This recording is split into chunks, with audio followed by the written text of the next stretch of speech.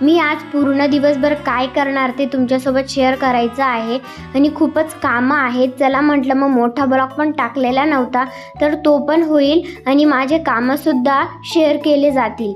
तर मी आता सुरुवात करते. तर मी सकाळपासूनच सुरुवात केलेली आहे. सकाळी उठल्यावर चहा ठेवला, त्यानंतर त्यांच्यासाठी टिफिनसाठी बटाट्याची भाजी आणि पोळी तयार केली आणि ते गेल्यानंतर मी माझ्या घरातल्या कामांना लागले, कारण मला घराला पडदे लावायचे आहेत, म्हणजे दोघं खिडक्यांसाठी पडदे लावायचे आहे. तर चला म्हटलं त्याआधी थोडीफार साफसफाई करून घेऊ. अशी तर मी रोजच करत असते, पण तरी वाटलं तर पूर्ण करूनच घेते.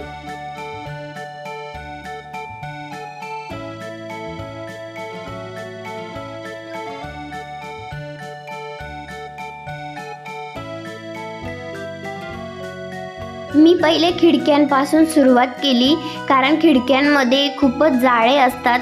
रोज जरी साफ केलं तरी रात्रीतून असो किंवा दिवसातून काही ना काही कुठे ना कुठे जाळे येऊनच जाता आणि इथे तर मुंबईमध्ये खूपच धूळ असते. रोज जरी साफ केलं तरी खूपच कचरा असो किंवा धूळ तर खूप प्रमाणामध्ये येते आणि इथे येण्यासाठी मला म्हणजे धूळ थांबवण्यासाठी मी आता घराला पडदे लावते.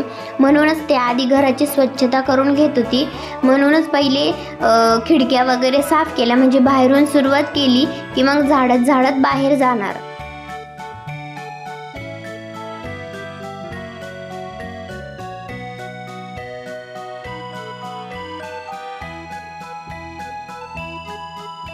आता माझी सर्व वरची साफसफाई पण झालेली आहे. तर मी आता पूर्ण घर झाडणार आहे, एकदम स्वच्छ. शेवटला जर दाखवलं असतं ना तर एवढी धूळ होती, खूपच धूळ असते. मी रोजच घरात झाडते आणि पुसते, तरी पण दरवाजाच्या खालच्या फटीमधून खूपच धूळ येते.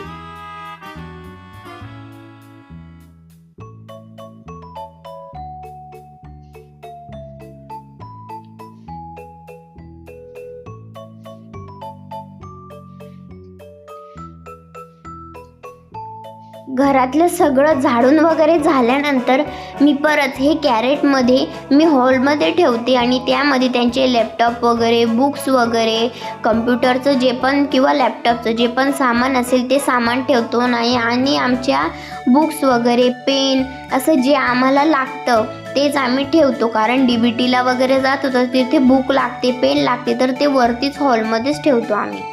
त्यानंतर मी किचनमधलं पण आवरायला घेतलं. हॉल वगैरे तर माझा झाला आणि बेडरूममध्ये तर असं खास काही आवरायचंच नव्हतं, कारण तो हमेशा हॉल आणि बेडरूम क्लीनच असतो, कारण त्यामध्ये काहीच नसतं आणि वस्तू पण नाही आहे, तर जास्त साफ करायची चिंता पण नाही आहेत.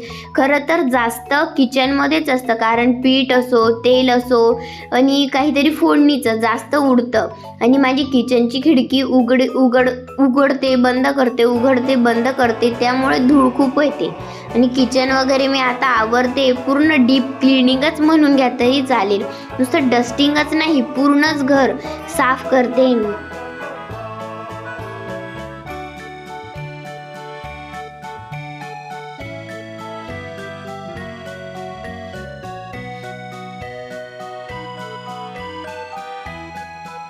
मला तसं किचन साफसफाई करायला असो किंवा घर साफ करायला आता मजा वाटते आणि वाटते की हो अरे आपलं घर आहे, साफ करावं लागेल. मम्मीच्या घरी होते तर काहीच नव्हते करत. असं मम्मीने जे काम सांगितलं ते काम करून घ्यायचं आणि सोडून द्यायचं, बाकीचं काहीच चिंता नव्हती.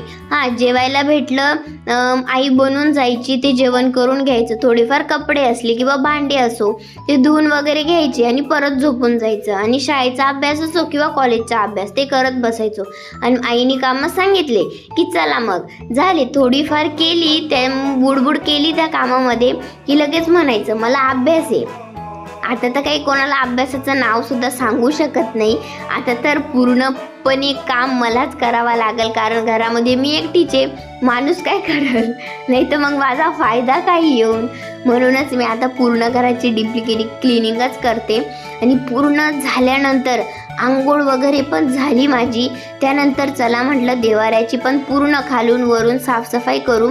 खरं तर माझ्या देवाऱ्याला पूर्ण असं देवारा म्हणता येईल असं काही नाही आहे. मी चौरंगावर माझे देव ठेवते, परंतु माझ्याकडे छोटासा देवारा आहे, म्हणजे पाळण्यासारखा आहे तो, पण आहे खूप छोटा आहे पण आहे.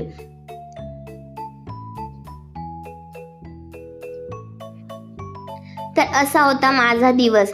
तर तुम्हाला कसे वाटता नक्की कमेंटमध्ये सांगा आणि सबस्क्राईब करायला विसरू नका. भेटूया उद्याच्या ब्लॉगमध्ये. Bye bye.